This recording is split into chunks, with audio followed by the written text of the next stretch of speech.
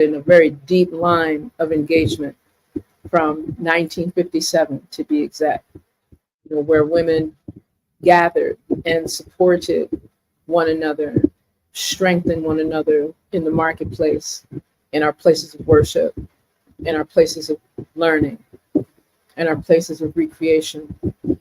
We engaged. It wasn't just warfare, and it wasn't just uprisings, even though sometimes that's what it did require, certain protests. And sometimes the outcomes were not as peaceful. However, I'd like for persons to just reflect that July 31st marks an anniversary of one of the first African collectives in regard to pulling women together as an organization that significantly contributed to the struggle of liberation from colonialism, inclusive of the elimination of apartheid, the separation, separate segregation that we familiarize with only Azania, South Africa, but it's a system, it's a policy that is tied to imperialism, tied to colonization. And it's important to persons, it's apartheid. So we understand it's apart, separates people by race, class. And I think it's really important, as well as gender inequities. These were things that were part of what the Powell Pan-African Women's Organization was central to working towards eradicating. Eradicating discrimination, injustice, gender inequities. We tend to use the term gender inequities now, but anything that was violating the rights, the human rights, the living rights, reproductive rights, spiritual rights, religious rights of women. And again, when you have struck a woman, you have struck a rock. I'm going to say that clearly. When you have struck a woman, you have struck a rock, because we're very grounded. Don't get twisted because some of our sisters may seem a little frazzled. That's part of the conditioning and part of the intentionality of keeping our women off our center, keeping our women away from our grounding, keeping our women unstable, right? And that's not the norm. With the Pan-African Women's Organization, there were a number of formal establishments of putting it together from 1957, the year before the formation of the Organization of African Unity, that brought together revolutionaries, persons that were moving in the direction of formal leadership, inclusive of great ones like the Honorable Dr. Kwame Nkrumah, the first president of the independent Republic of Ghana, and others, Selassie, Dr. Julius Nyeri, and there's many others that we can speak to. But for today, I'd like to focus on some of these things that were established in Dar es Salaam in Tanzania between 1957 and really formalized in 1962, with a lot of things taking place between those years to really strengthen some of the mission of Powell Pan-African Women's Organization, to really ensure that women's concerns, our issues, our priorities, our recommendations were fully integrated into the African liberation agenda. And again, keeping in mind that once women participate equitably, effectively, and completely in any level of whether it's social, economic, political, and cultural life of the continent, the intention is that it makes this nation strong. You can tell the strength of the nation by the strength of the women, because the women nurture, the women give birth to the children, they care for the children and the families, they work alongside with our men. It is not, we're not speaking of a Powell that was a feminist, anti-male or anti-masculine entity.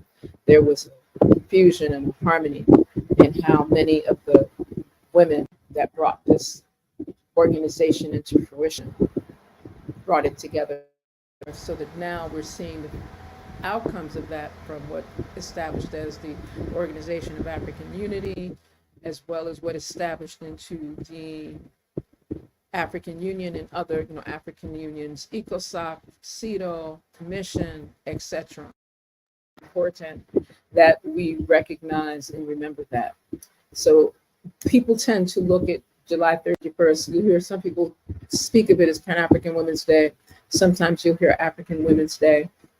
And it's very important to know that its core for the 31st of July was grounded on not just African Women's Day, but Pan-African Women's Day, bringing all African women from all the corners of the earth working together. This was not only a continental effort.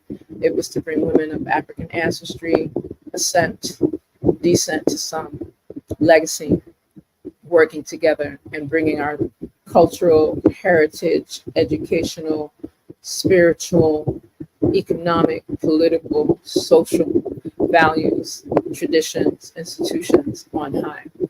It's also very important that persons recognize that there are various documents that you can get access to by going to the African Union's website, specifically au.int/en. If you just look up the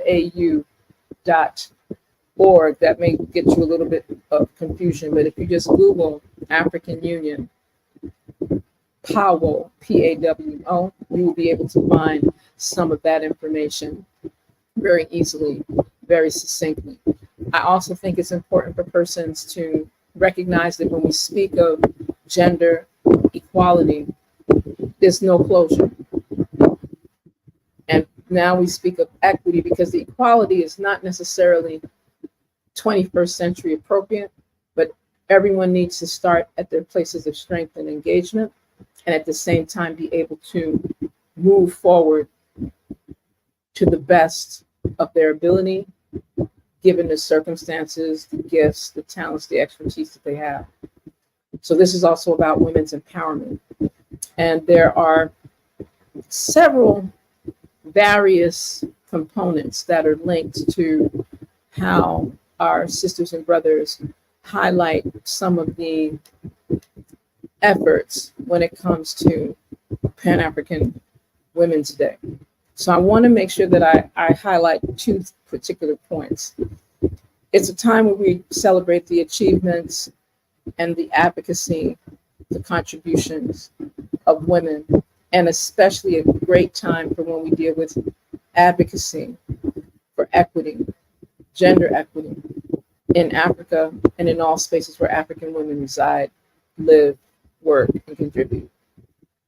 It is also an opportunity for persons to really move in a forward direction so that there is a national, regional, global opportunity to really affirm the importance, the significant strengths of African women in the evolution of a Pan-African identity.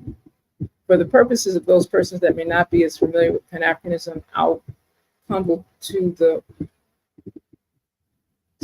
more simplistic definition of all African, right?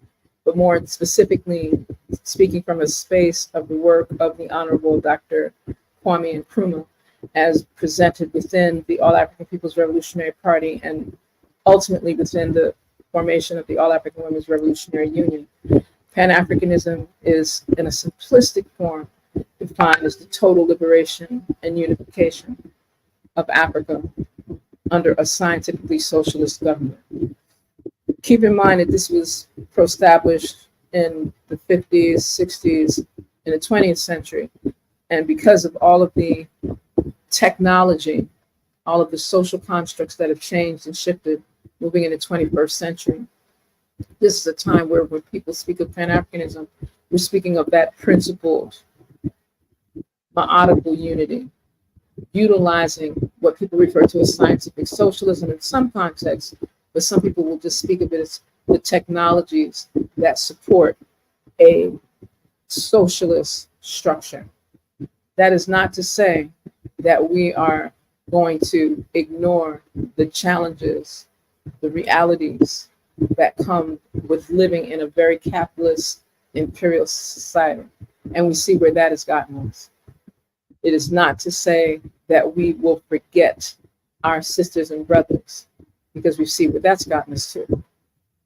And so this is an opportunity for persons to really utilize this day and this season to share values, share objectives, look at visions for the future that facilitate our awareness, our knowledge base, and our wise counsel around the key achievements and contributions that are linked to Africa being included and sustained in all these various development agendas that are anchored in, whether it's the vision of the African Union, whether it's the vision of CARICOM, whether it's the vision of the United Nations, whether it's the visions of the people who live, work, worship, breathe, and are surviving and working towards thriving in the global communities, so we can have an integrated, a very prosperous,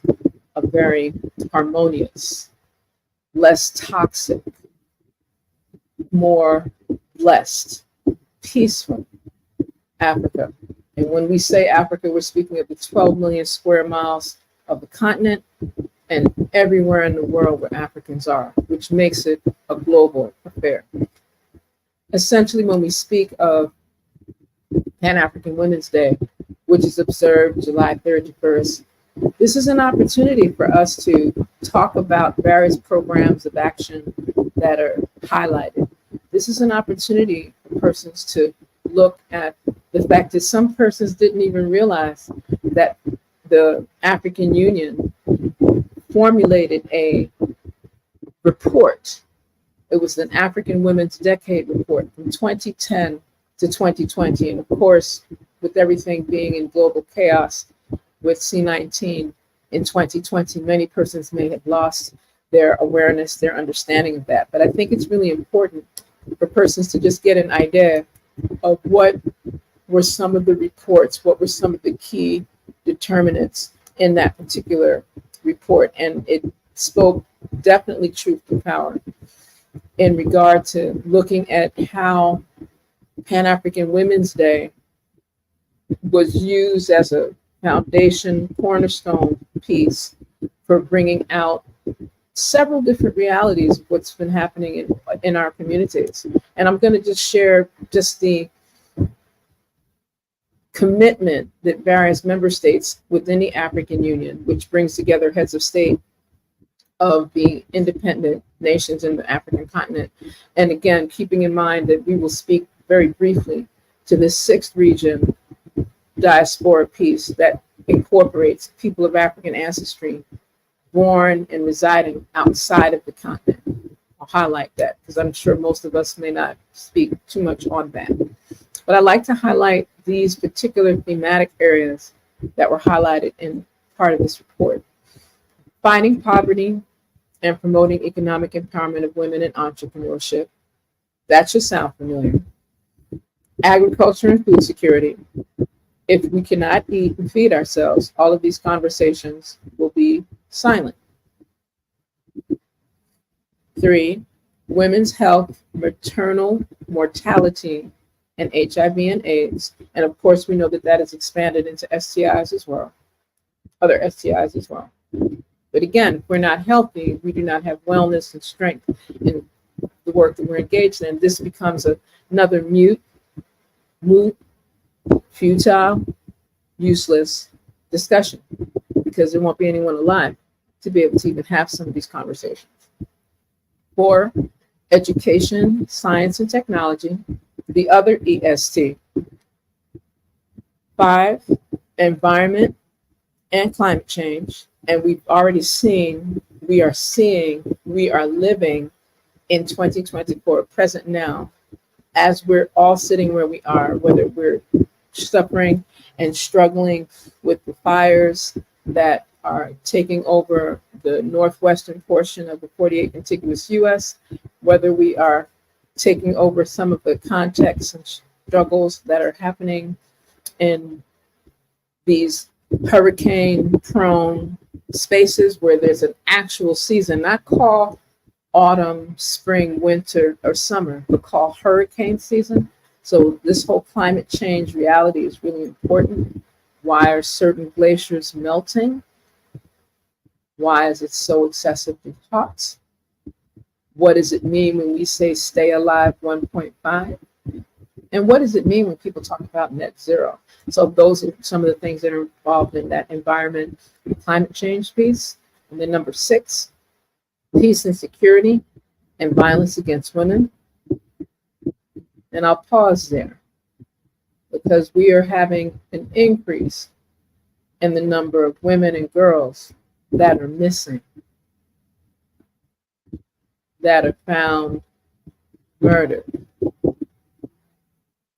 that are being exposed to forms of human trafficking that are parallel to the same enslavement we're now working on reparatory justice for. 7, governance and legal protection. And that brings in a whole other area of jurisprudence in terms of how the legal system actually protects or doesn't protect our women and girls. And we can speak to things that are quite recent. You know, people are speaking of justice for Sonia in the 48 contiguous US, when a woman can call the police because she's concerned and feels that there's an intruder near her property, and it shifts to her being murdered by police officers. That's already a reality, and it's not the only reality. But we need to look at these things when we talk about governance and legal protection. And are these officers of peace or officers of war? 8, finance and gender budgets. I think it's important that persons recognize that we can speak about what's important to help our women, in this case, African women, to ascend, to restore equity, to be empowered, to have certain opportunities in education, in the places of work, labor opportunities, training, etc. However, if there's no resources to train them, and there's no resources to really implement programs and initiatives that are institutionalized and are long-term, so that area of finance and gender budgets is critical. 9, women in decision-making positions. Again, having our women in positions of authority, power, leadership, and with the requisite skills, credentials, certifications, and seasoned experience. And I'm going to say that last part again, seasoned experience. Not everybody's going to have a college degree. However, they're going to bring their skills, talents, and expertise par excellence to the table so that they can be participatory in decision making. And one thing is, it's not to just put a woman in places of power and authority just because of her gender. You need to make sure that she's prepared, that she's supported, and that she's authentically doing all within her power for the greatest and highest good. And the 10th point is mentoring youth, men and women. Make sure that I highlight what it says. Mentoring youth, men and women, to be champions of gender equality and women's empowerment. I think it's really important. So when persons, hear me speak about these different things, and sometimes I do overlook, there's multiple things that are happening, and I want to give thanks to other members of our season 2 The Crew podcast, other hosts that are here with us. Special shout out to Sister Queen Shanette Johnson, to Latanya Littlejohn, and to Patrice Grimbaugh. I'm like, hey, I'm learning. I'm getting clarity, and I want to thank you all for joining and tuning in, because again, there may be conversations that you may wish to share around how you see Pan-African Women's Day, or what are the things that highlight our ascension? What are the things that you see will really help to empower our women and to help our women to be comfortable enough and spirited enough and respectful with one another, caring for one another, supporting one another. So I want to give thanks for those of you that are able to share and support in this context. And I've placed this particular link so that persons can read the actual report that I was sharing from in regard to the African Women's Report. This is coming from part of the executive summary, but this is the entire report that you can actually see some of the various actions, some of the commitments, and the way in which there were techniques and strategies to prioritize how they conceptualize these different instruments. You know, how do you become responsive? How do you establish a budget? How do you get your respective country to make sure that these are the types of activities, programs, and efforts that are brought forth? And how do you make sure that those key determinants in our respective societies are properly supported, properly advocated for?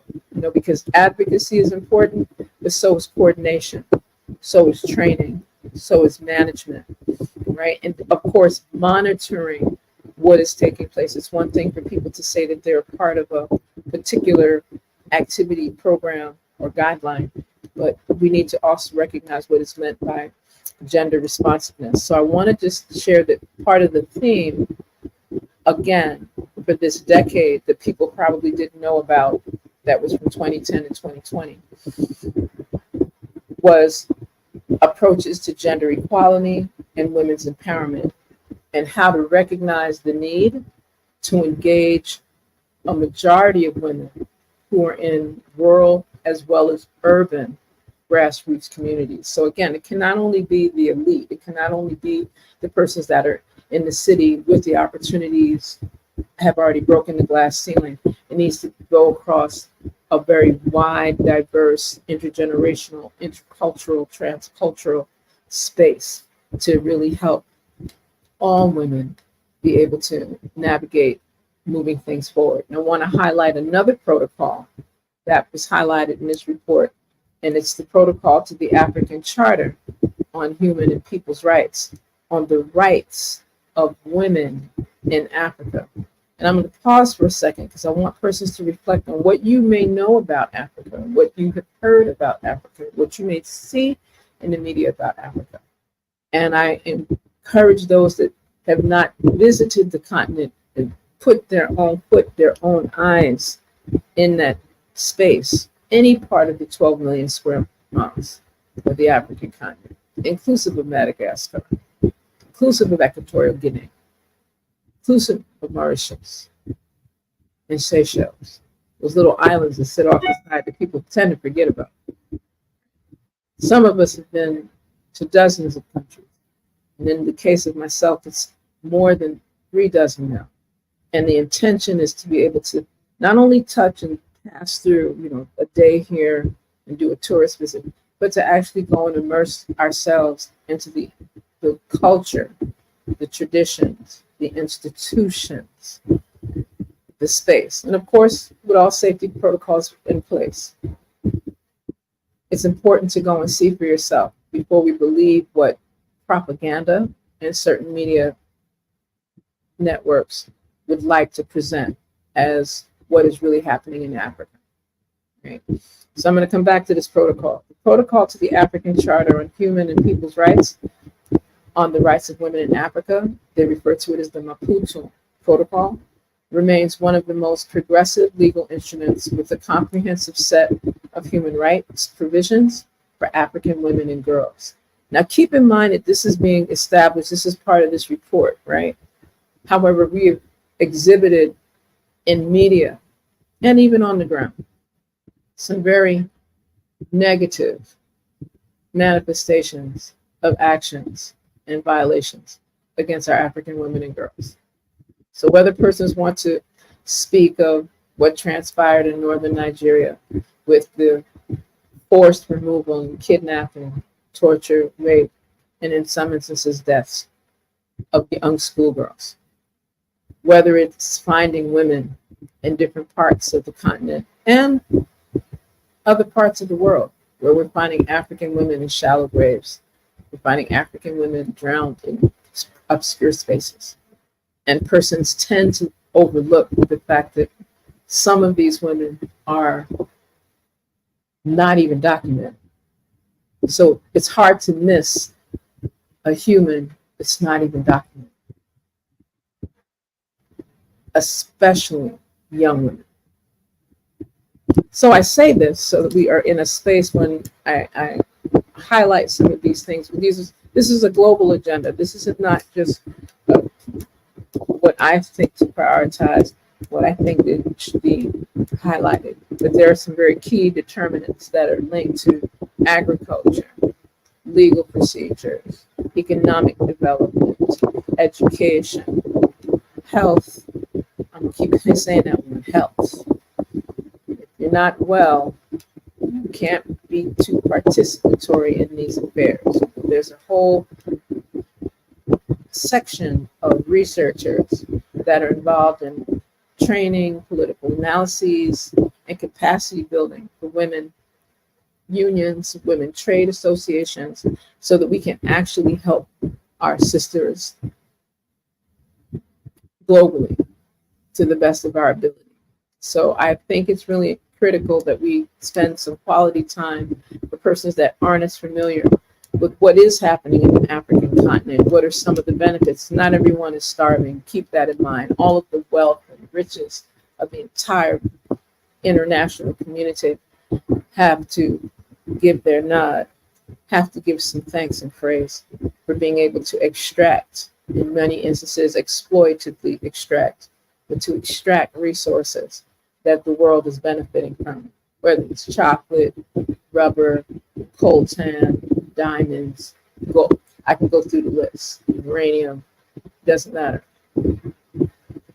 The African continent is one of the richest continents, to some, the richest continents on Earth, and has fed, clothed, and sheltered all of humanity for millennia, not for a decade or a century, but for thousands and thousands of years. And I think it's really important that when we talk about Pan-African Women's Day and its very humble beginnings as a precursor to some of the other organizations that still do exist in 2024, that it's really critical and important that we remember some of that to the best of our ability. So with that being said, I want to also, some persons were like, well, we don't have a guest tonight.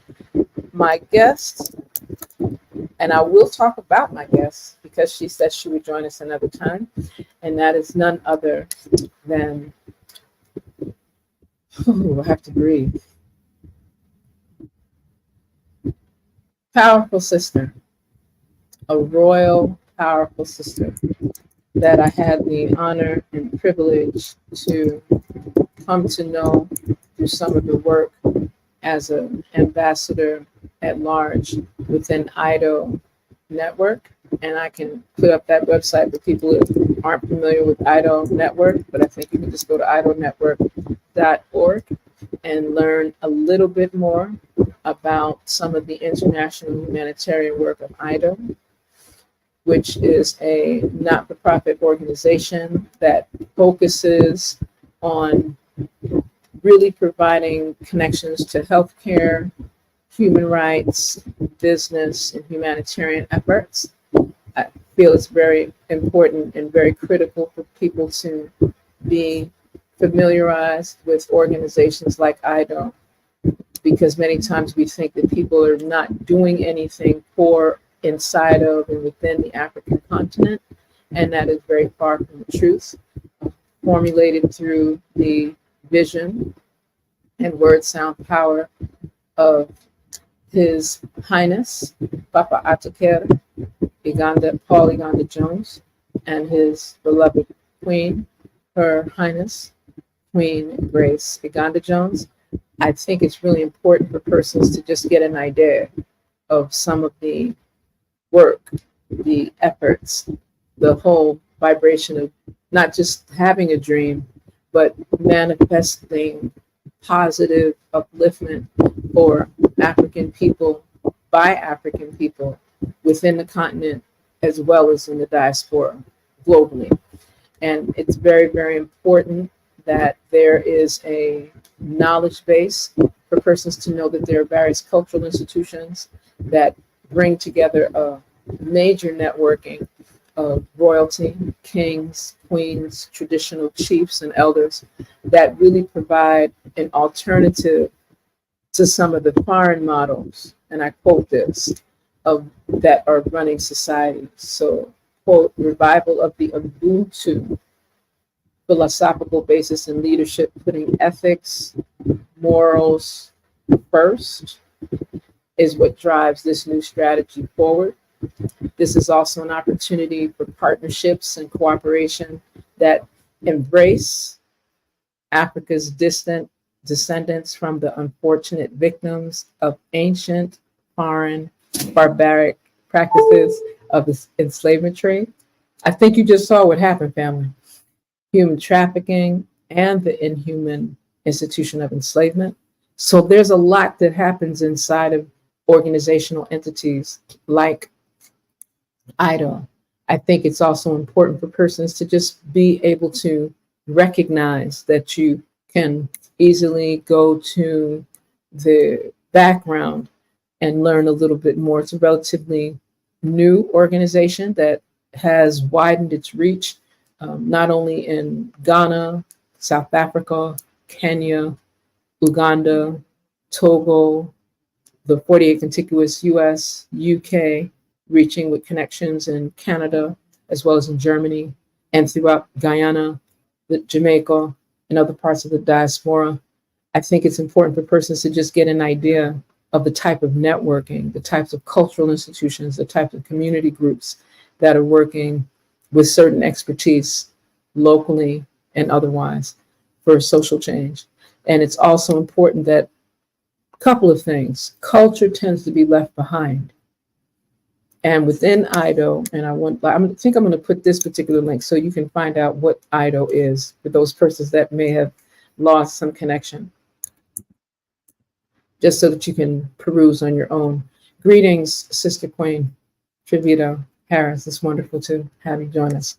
I think it's really critical that our sisters and brothers also know that while we're highlighting Pan-African Women's Day, we're highlighting all of these other elements, all these other institutional entities that facilitate our understanding, our awareness of how we begin to work together, how we begin to build. So whether it's to network on who's publishing certain publications, whether it's to provide support for our sisters that are in the forefront of working with wrongfully incarcerated brothers and sisters.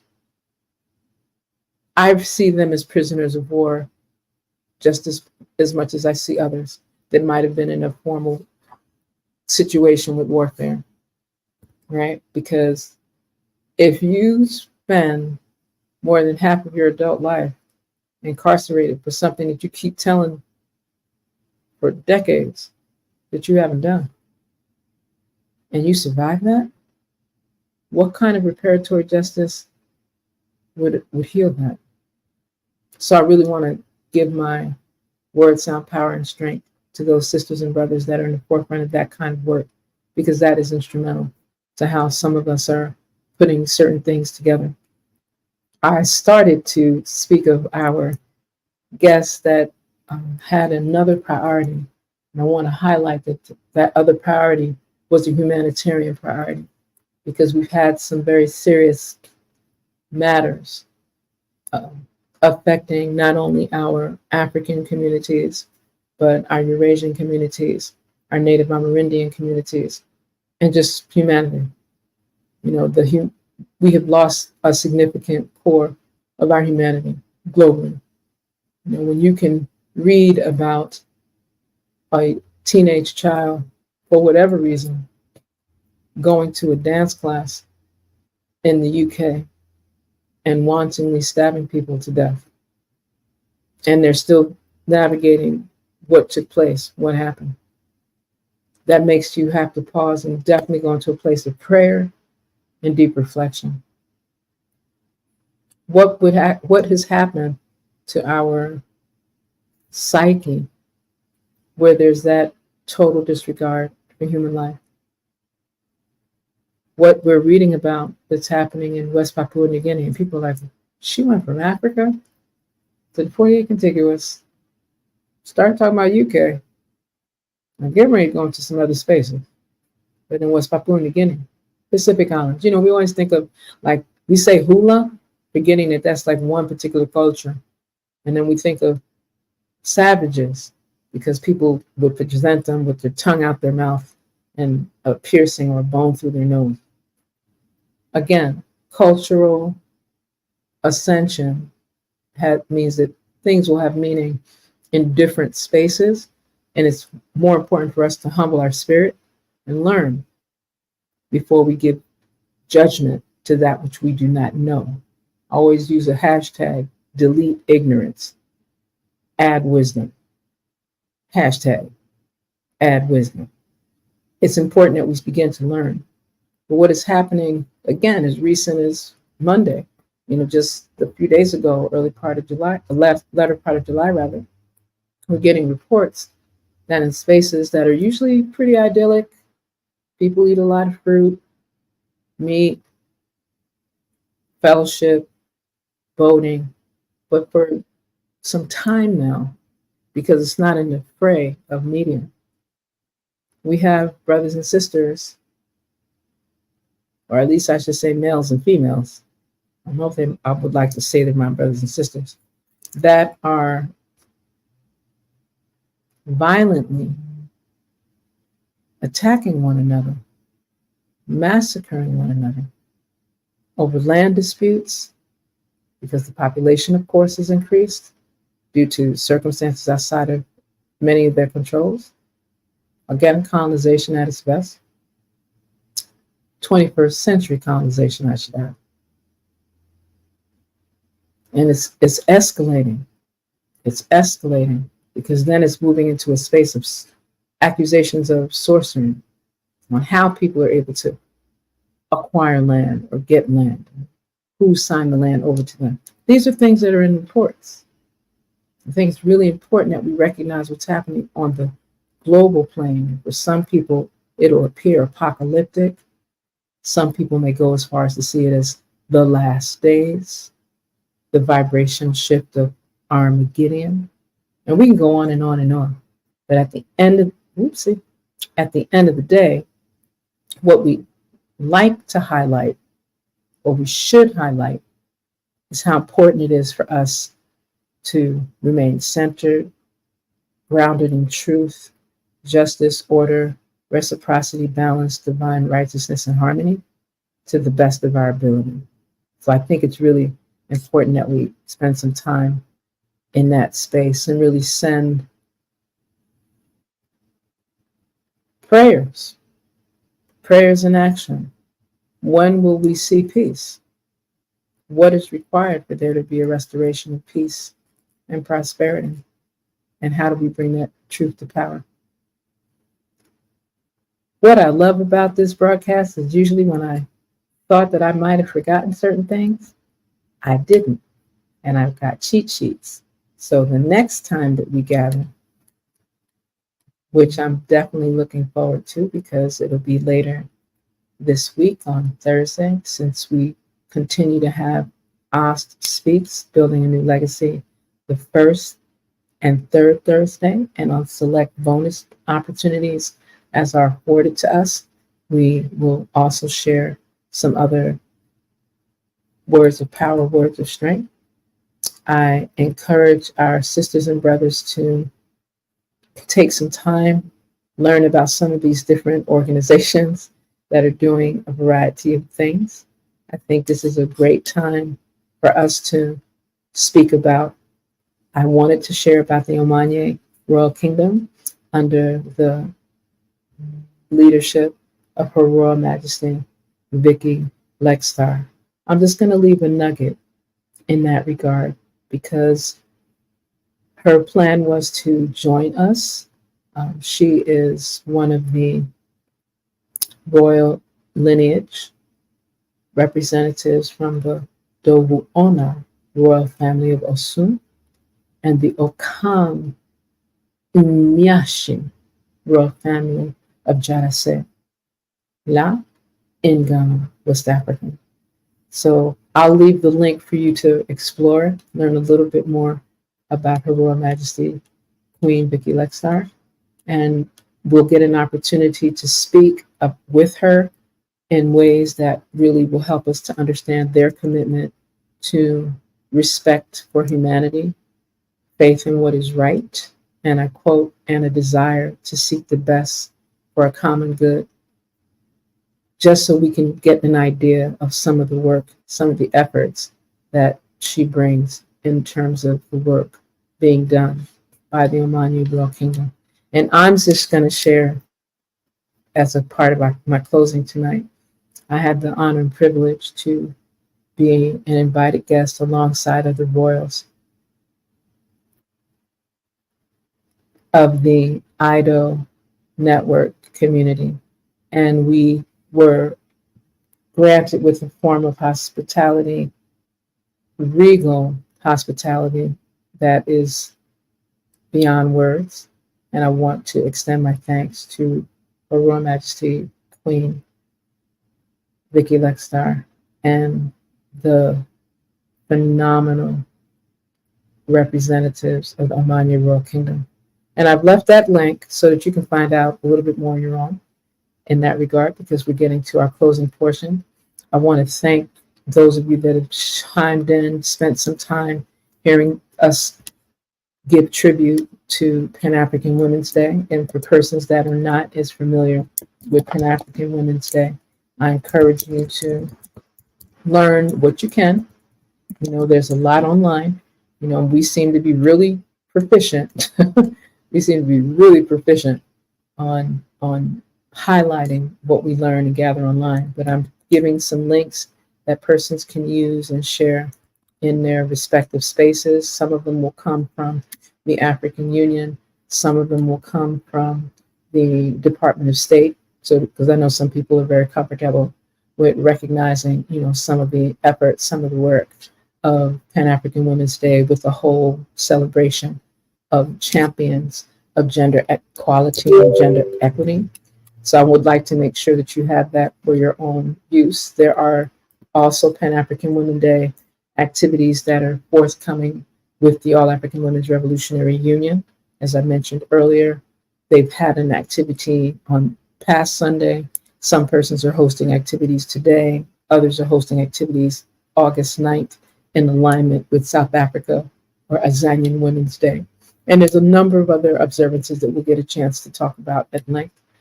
So just keep in mind that culture heals humanity, land is our foundation, and spiritual harmony unifies us. We're very appreciative, very grateful for the support that persons have given in us having a voice and sharing. You know, the UNIA ACLRC 2020 hosted an African Women's Tribute on Sunday. And it was phenomenal to give honor to Mama T, as we know her, Charlene Owen Tullett, a powerful eldris coming out of the 48 contiguous with an African mindset par excellence. So I'll share that link a little later. Until our next time, live free, stay blessed, remember your destiny and your charge, and know that you too are building a very new legacy. And with that, I'm going to, my usual, I like to have opportunities where we share some sound that sounds familiar. And I do keep it together. We'll have a purpose. Thank you, Sister Queen Angela. And the crew, podcast host. Freedom. We need freedom. Oh, yes, I want freedom.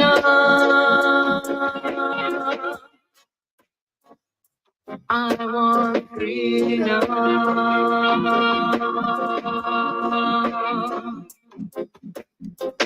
Have a purpose in all you do. Just make sure that your purpose is true. Have a purpose in this here life, so your life ain't